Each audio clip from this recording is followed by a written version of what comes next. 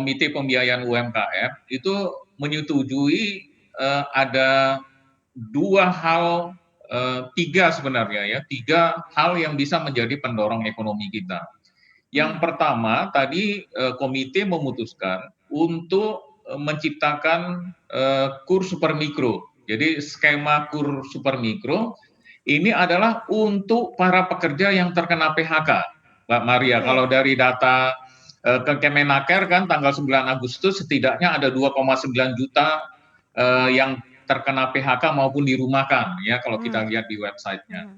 Jadi pemerintah tadi baru meluncurkan yang namanya kredit super lunak ya yang ditujukan untuk para pekerja yang terkena PHK dan ingin berusaha itu dengan bunga 0% sampai dengan 31 Desember, Mbak Maria. Ini Jadi itu skemanya akan seperti apa nih, Pak?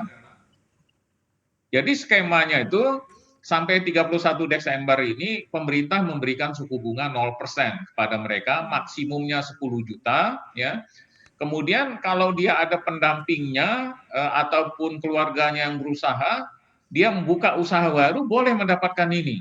Terus tidak ada agunan lagi karena pemerintah membayar jasa penjaminannya, preminya. Jadi dengan adanya skema KUR baru untuk super mikro dinamakan KUR super mikro untuk para pekerja yang terkena PHK atau ibu-ibu yang selama ini berusaha usaha kecil ataupun mikro ingin berusaha ya mengembangkan usahanya bisa mendapatkan ini. Setidaknya ini salah satu kenapa saya tadi berkeyakinan.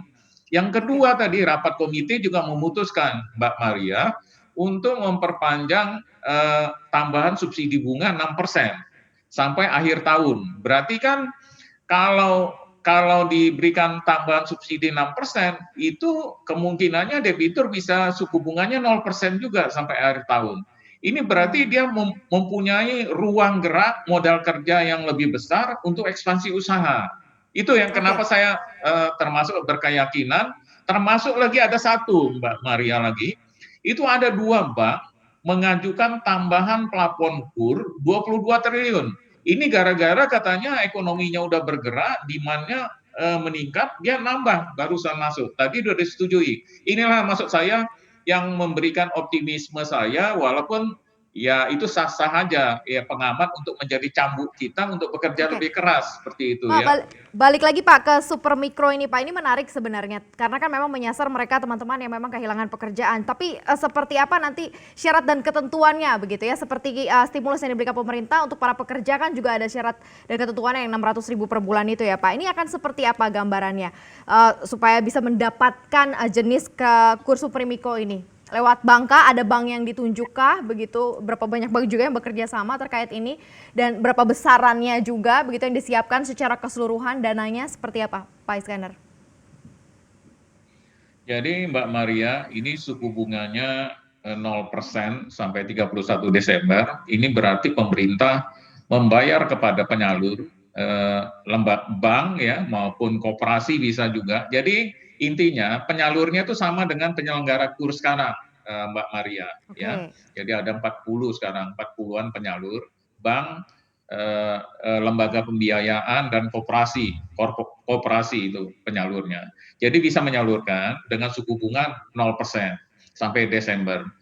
Bank dapat apa? Bank diberikan subsidi bunga sebesar 19%, yang terdiri dari 13% bunga reguler, subsidi bunga reguler, 6% tambahan subsidi bunga. Maka Desember dia akan dapat subsidi bunga 13% reguler bank.